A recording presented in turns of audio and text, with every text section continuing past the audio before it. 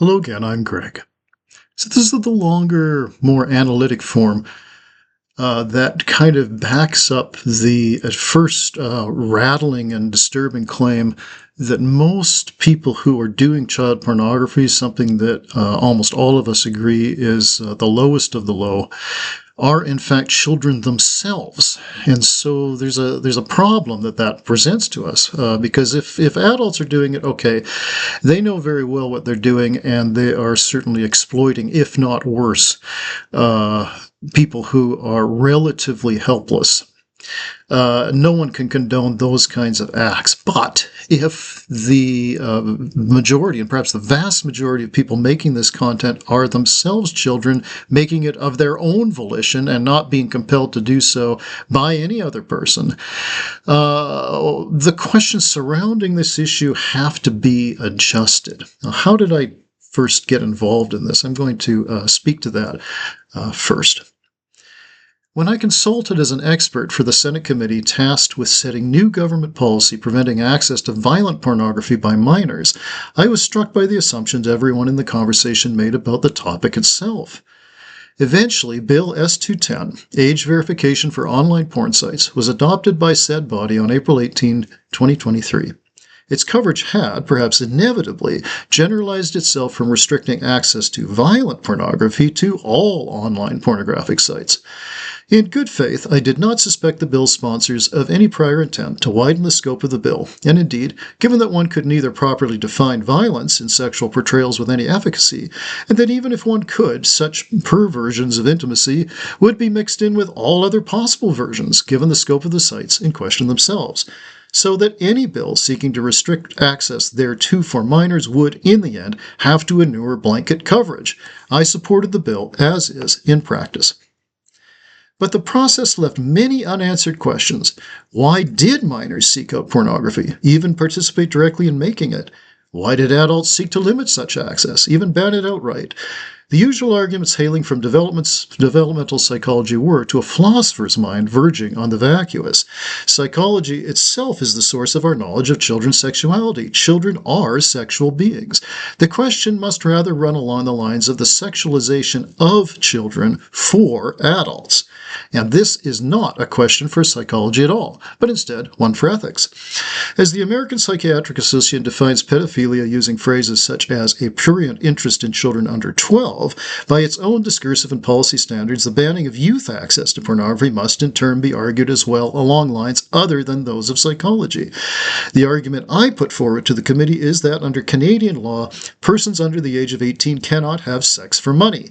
This was the only point of consistency wherein an outright ban of access for those between ages 12 and 17 would make any ethical sense. Since pornography is an industry, is not truly about sex at all, but rather money, minors should not be able to participate in it. Okay, so that was my argument. But what of pornography itself?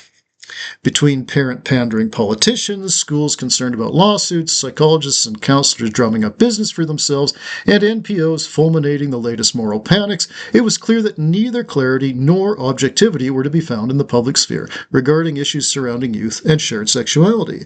In order to discover the reality of such a conflicted and ideologically laden scene, it was equally clear that one had to properly study it oneself, and for better or worse, I did. So here's the breviary of the study itself. For the past 3 years, I employed a battery of mixed qualitative methods, including unobtrusive, indirect participation in interview, as well as dialogue. Participants were solicited from their online profiles found either on porn servers or from my own academic networks, and the therapists, I also interviewed psychologists, were recruited from the Psychology Today listings. I was upfront uncomfortable about asking actual minors about their intimate doings, and so I did not attempt to do so. So, another more bold researcher might have taken this further, but I was not about to ask actual children about them making porn. Instead, I asked adults who had made porn when they were still minors.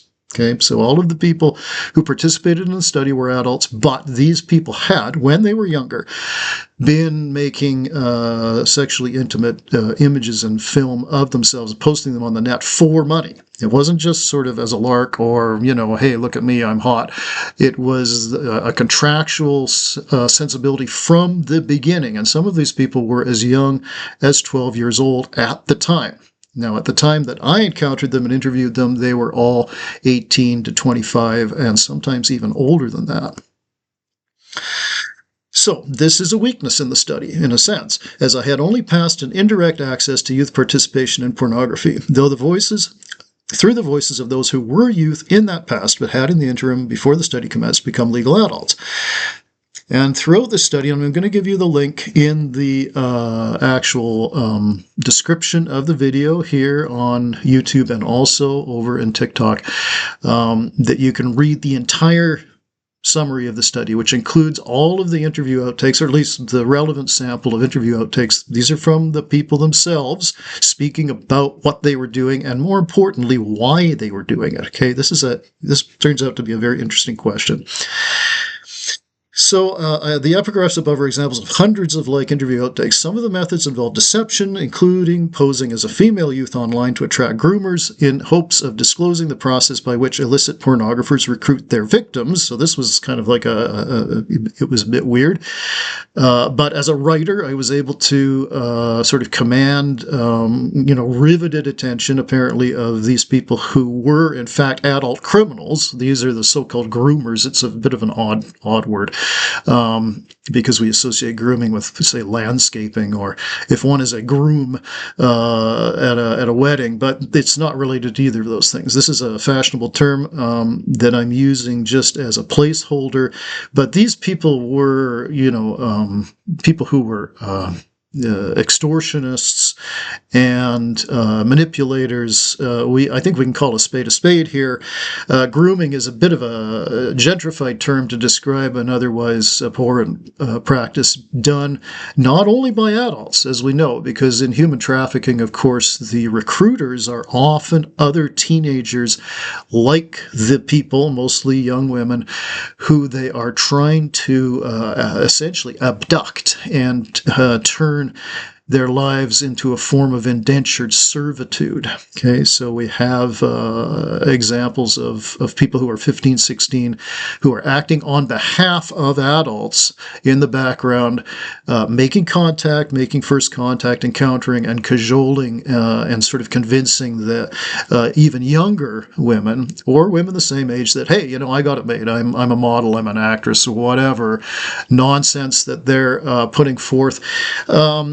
And this is a yet more sophisticated, if more devious, way of doing the same kind of thing that this infamous tandem of Jeffrey Epstein and Ghislaine Maxwell were doing with slightly older women. But even so, some of the same age young women, purporting to be the portal that will change your life. And picking up somebody from a bus shelter and saying, hey, you're going to be the next supermodel. It's hard to believe that anybody over 6 years old would actually fall for that. But at the same time, we're not aware of the desperate circumstances that a lot of these people feel that they're in. Now, is that the same thing that's going on with adolescents who are making their own pornography, right? The people who just are at home doing their thing, sticking it up on the net. There doesn't seem to be any compulsion whatsoever. There's no adult influence at point of contact. There's no adult influence in the vending of the stuff. The only interaction there is during the consumption of this stuff. And so in some ways, the law that I was in part helping to create and consulting about, it doesn't address any of these things, right? So this is why I did this somewhat odd field study. We'll continue with this now. And, the other part of deception that I did, I also posed as a patient with a porn addiction in order to access psychotherapists on the ground practices. So I wanted to hear what psychologists actually would say to somebody who supposedly had an addiction of this sort or supposedly was involved in a deleterious manner with pornography, okay? And then their methods about combating this medically real health issue. Okay, all that said, I'm also a veteran member of 4 university research ethics boards and a co-founder of 2. So I'm well aware of the pitfalls of engaging in deliberate deception during research, as well as the so-called dangers to self involved in certain kinds of human subjects ethnography. Indeed, as an ethicist, it was often my role on such bodies to look for possible risks to researchers, and over the years I found many. This specific study presented a number of risks, since I was interacting virtually with both criminals and at-risk young adults. Perhaps ironically, perhaps fittingly, the vehicle of digital media lessened those risks for my vocation, just as the informants claimed it did for theirs. And this was a major claim, right? This was almost like a kind of politics that when these young people were themselves minors, they were saying that the internet presented to them a fail-safe manner of engaging in this way. Obviously, it's not completely fail-safe, but they cited statistics that, in some ways were convincing. In the same way that you say, okay, well, I'm out in a thunderstorm. What are the odds that I'm going to be struck by lightning? Not very high, right? These are the kinds of analogies that they would make. Some of them expressed basically astonishment or even disbelief that there had been, a number of suicides associated with online bullying regarding somebody who had made intimate material and then was extorted by an adult criminal. And these are cases that are widely known, but in fact, at the same time, extremely rare, given the sheer numbers of people who are actually doing this. And this is something that media, government, schools, and even some health officials, I interviewed some psychologists, as you'll see if you read the entire study, who spoke to this directly, saying that our whole notion of what is risk for youth is misplaced. It's a whole nother ethical conversation right there, and a much wider one. Okay. At the end of the day, of course, such a study would not have passed any ethics board I sat on, not on my watch at least, but since I am long outside of the institutional circle itself, mostly concerned with litigation against it, and less so about the truth of things. As an independent scholar and as a philosopher, I remained uniquely qualified to engage in this kind of research, having both 20 years of social science fieldwork behind me, much of it in arenas of social deviance and other marginal communities. Okay, so, some examples of many would include UFO cults, American Civil War reenactors, artists, etc. I had also authored the first detailed scientific study of a specific genre of sexuality, the BDSM theater, which appeared variously in peer-reviewed journals, as well as in my monographs of 2006 and 2011b. Even so, this recent study was different than any other I had completed in a number of important ways. One, I no longer was capable nor felt it necessary to include amongst the methods those of direct participation. Obviously, in my late 50s and almost 60, I'm not going to be making my own pornography just to experience what it feels like to do so. That's ridiculous. One, no one would watch it, and if they did, they would probably be really, really unimpressed. So that's just not a problem. Two, the atmosphere surrounding the topic at hand was muddied beyond any possible clarity by moralizing, anxiety, and fashionable politics, as well as a vague fear of technology in general, which is also interesting. And three, given to, it was unlikely that anyone would pay the least bit of attention to the nonetheless interesting results thereof. And that has been absolutely the case, right? I've presented this study to my peers on the Senate committee, other ministries of government. I have sent it to media outlets, including our, much vaunted public tax-funded Canadian Broadcasting Corporation, and every one of these entities completely ignored this study. Okay, so there's another question. Why is it ignored in all of these public and sort of official venues? Okay, that's something for you guys to meditate upon.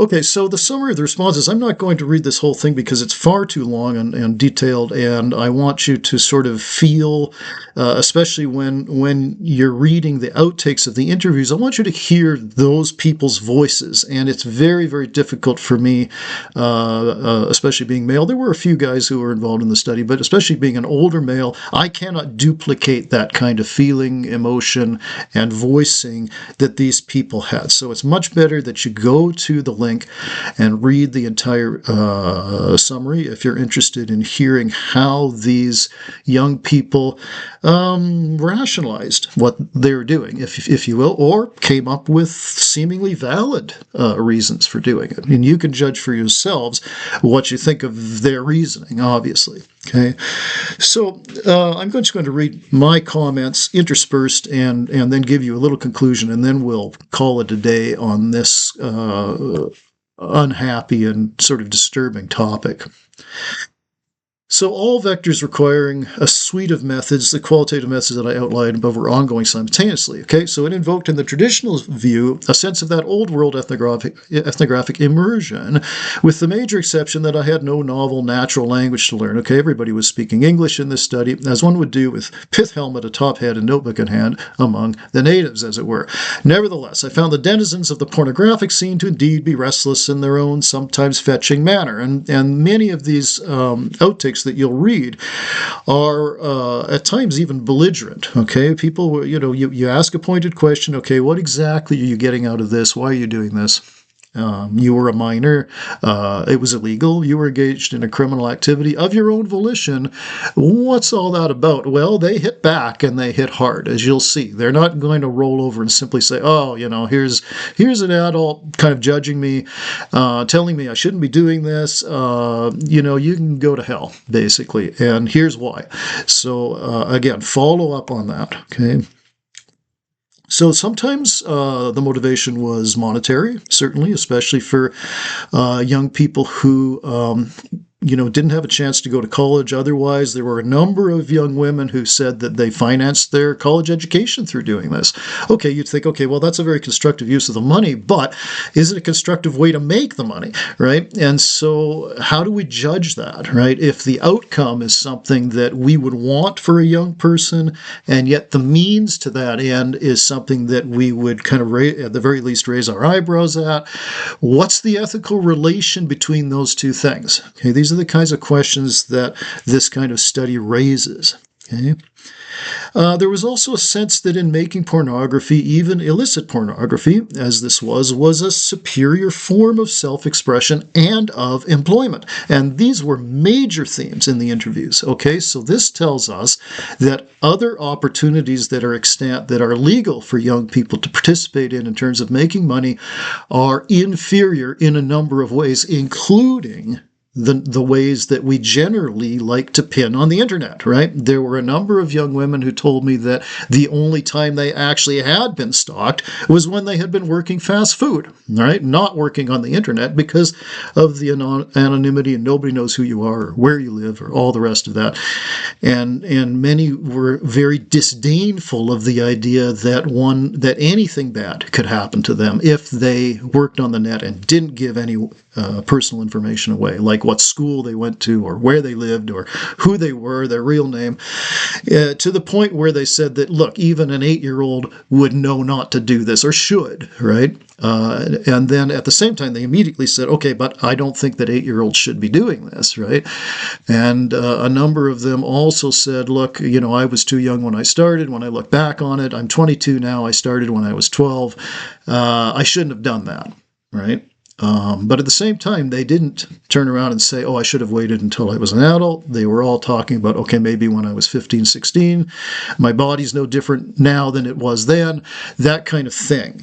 So there isn't a sense that, in sober second light, if you will, or in hindsight, these young adults are looking back at what they did and they're judging themselves as being in the wrong. Not at all. At the very least, they're saying, at the very most, they're saying that, okay, maybe I started too young, or I didn't know what I was doing at first, but you learn quickly and all of the rest of that. So there was that. Okay. The few guys who were willing to talk with me about their efforts to this regard said that in doing so, they learned to have empathy for their female peers. So this is an interesting ethical point as well. The young guys who were making illicit porn actually felt like they had experienced more of what it meant to be a young woman and became much more empathetic towards their female peers than they would have been just as a regular guy of that age. And I think that we all know, and I certainly can look back at my own teenage existence thinking that, well, a girl is kind of an alien being at that time, and I don't, it's very difficult to approach them, especially if you think that they're gorgeous. Then you're very shy, at the very least, very shy of saying anything to them.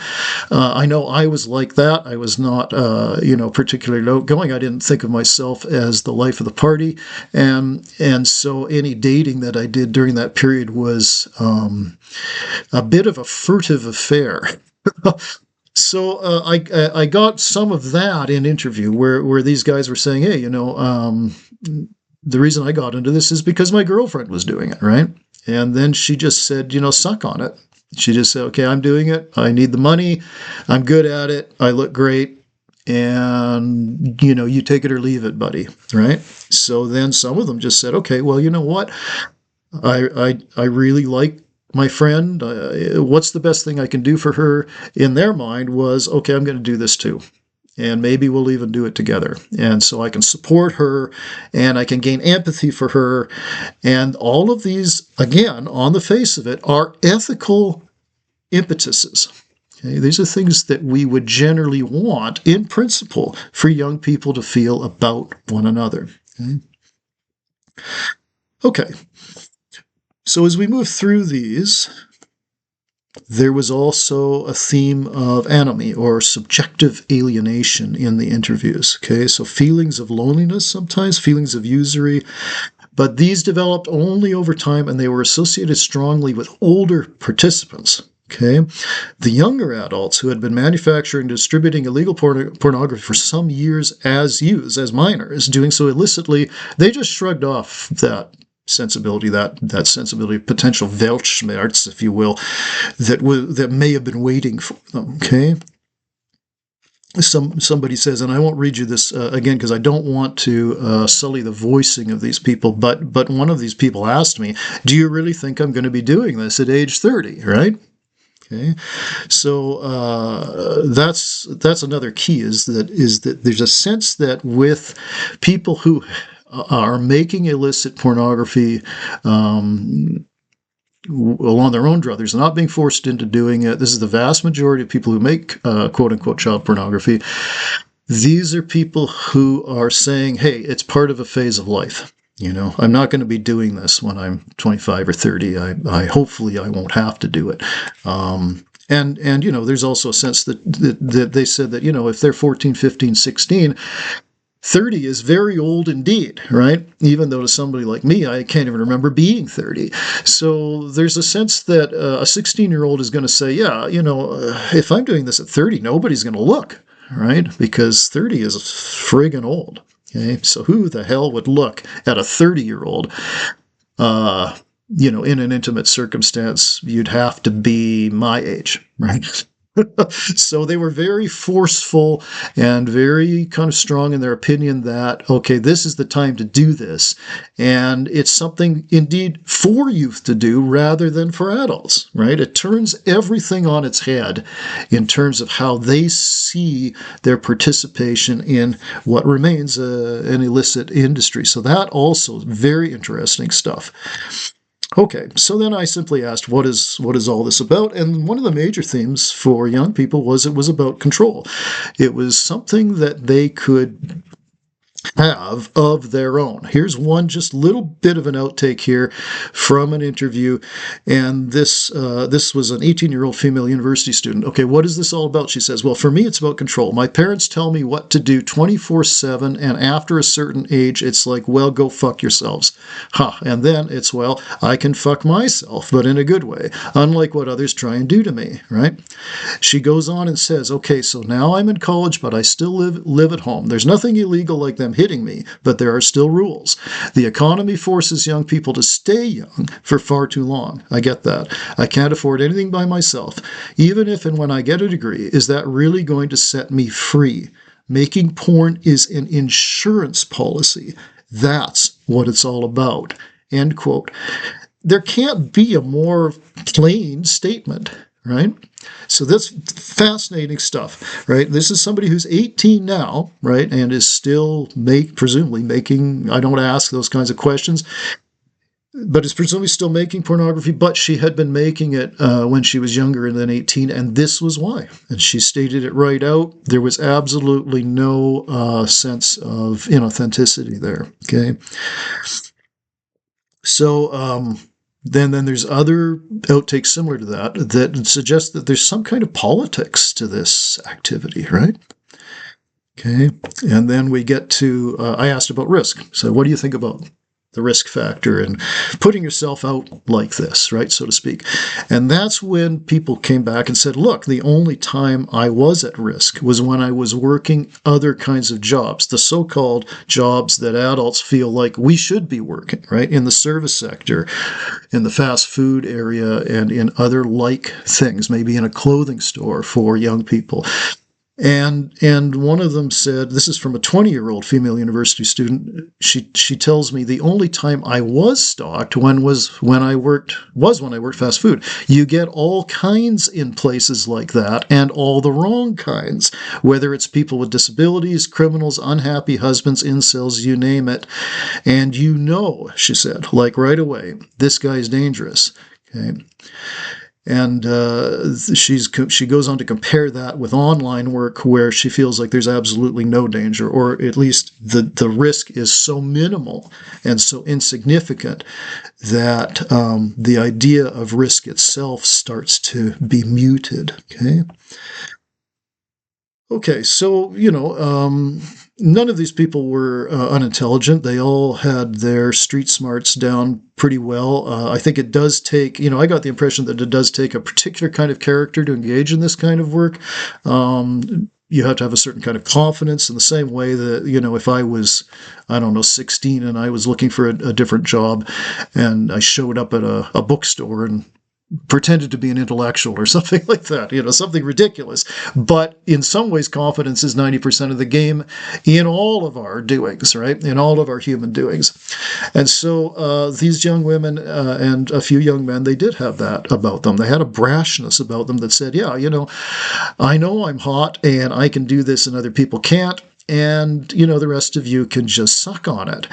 And that was certainly a theme there, right? So this is one that I think is worth reading just because it does kind of address the risk problem. Okay, so this person says this is a 19-year-old female sex worker. So she defined herself as somebody who still worked in the industry, and that's what she was doing as a profession, even though now she's an adult. Okay, she says, you have to be smart with it. Of course you do. I would not tell a young girl to try this. I started when I was 15, and I learned quickly what not to do. Never invite anyone into a chat. Never focus on one consumer at the expense of others. Never say you're single. Never offend anyone, like by saying anything about their own sexual prowess or ego. Obviously, never mention where you live or what school you go to or your real name. I mean, a 10-year-old knows that part of it. This is what she hopes anyway. Not that she should be doing what I do, but really. The biggest thing, she says, is that you're being paid to be someone's fantasy object, and as long as it stays at that level, there's no risk, like none at all, end quote. Okay, so that's something that we have to consider. Okay. All right, so then that sort of prompted me asking about what was going through their minds when they were performing and all of that. So all of that is in this study. And I'll put the link in the description. So I also, as you know, I interview therapists. So there are a number of outtakes from interviews from psychologists, counselors, and like professionals who had clients who had made sexual material when they were minors. Okay, so there's some interesting stuff there, and I won't quote it here because we're going on for a long time. So if you want to hear some of what psychologists say about this and therapists in interview and candid interview, again, read the study. Okay. But this is something that I think is worth really quoting here. This is from a middle-aged female clinician. Okay, so an actual psychiatrist this time. And she says, unquote, so she says, quote, I don't want to ever say to a young person involved in porn that there's no risk, but we have to look at the stats. We know that 95% of violence and abuse against minors happens in the home and from family members or friends thereof. 95% of the other 5% happens in the schools or in other like contexts, as in where there may be coaches, music teachers, ballet instructors, and the like. We know this, and we have known this for some time. But it is only very recently that stories of such abuse are appearing, and some very high-profile ones, like the U.S. Olympic gymnast team and what have you. And yet, in spite of that, parents blithely dropped their kids off at ballet or whatever, and those same kids, when older, with their same trained and disciplined figures, may be making porn, because they know they have the right type of looks for it, and only then do the parents hit the roof. So, there's a problem with the whole discourse surrounding risk in our society, and I, for one, am glad you're doing this expository study on one of the core arenas of this misconceptions, end quote. So that's from a middle-aged female clinician, essentially a professional, discursive, at least colleague of my own, but not somebody that I knew. And this is what she's saying about risk and our perception of what risk is and our projection of that perception upon our children, okay, which is what gives rise to moral panics that I've spoken about in other videos. Okay, so again, fascinating stuff here. Okay, so just to sort of conclude, there are a number of other outtakes here. I also mentioned that I interacted with groomers online in the guise of a young woman, but their stuff was so kind of disgustingly cliche and really without merit that I didn't reproduce any of that in the summary. But what I did say, the other category of respondent were the groomers, but since they were, by their own tacit admittance, criminals, and their process of recruiting for underage sex labor was shot through with both a cloying extortion and hortatory cliches that I felt even an 8-year-old would not fall for. Again, I'm obviously naive about that. I do not consider any of it worthy of reproduction here. So here, instead, I provide a summary, and this is from an 18-year-old female high school graduate. This is somebody who is out of school but did not immediately go on to attend college. And she says, it's not for everyone, but what is? Don't tell me I can't do it just because you don't like it, or you pretend you don't. Too fucking bad. Look, I'm 18. Everywhere I go, people stare at me. Do I get paid for any of that? Do I get a guy, young or old, come up to me and give me $100 and say, sorry, miss, I was leering at you. I know this doesn't make up for it, but take it anyways and just know I'd never do anything more than just look. Never in a million years would that ever happen on the street. But hey, I discovered a wondrous land where it does happen. And in that land, that's all guys do, is just look. You hear people yelling, keep it real. No, reality is what sucks. Virtual reality is a godsend. I'll be making porn until no one is willing to pay me for it, and every critic can just suck on that, full stop. End quote. So there couldn't be a more clear summative statement of the sensibility that these young people are bringing to this odd vocation. Okay? So with that, I will let you read the a summary of the entire study. See what you think. Put some comments up in the comment section if you are so inclined. This was a very, very difficult and delicate study for me to take. It's certainly not a capstone study. The topic doesn't have the kind of profundity and merit that such a study would require. But after 25 years of doing field studies in deviance, this was certainly one of the most interesting and one of the most oddly compelling studies that I've ever done. Thank you for listening to this longer version thereof.